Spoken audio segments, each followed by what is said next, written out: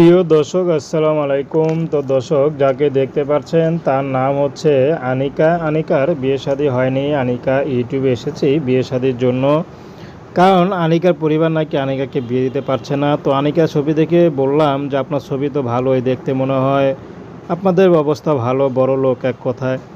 তো আনিকা বলল এই বাসায় আমার মা কাজ করতো। তো ম্যাডামের মেয়ের বিয়ের সময় তখন তার শাড়িটা ধার দেয়, পুরান শাড়ি, সেই শাড়িটাই পরে এই ছবিটা তোলা। তো আনিকার মা এ বাসায় কাজ করতো, তো বর্তমানে এখন আর কাজ করে না। তো আনিকা এখন একটি সেলাই মেশিনের কাজ করে, তো সেখান থেকে যা পায় তা দিয়ে সংসার চলে। আনিকার বাবা নেই, আনিকা ছোট একটা ভাই আছে, মাদ্রাসায় পড়ে।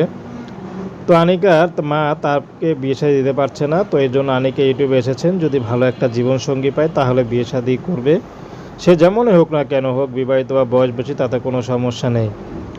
তো দর্শক, এই ছিল আনিকার জীবনের সংক্ষিপ্ত জীবন কাহিনী। তো প্রেম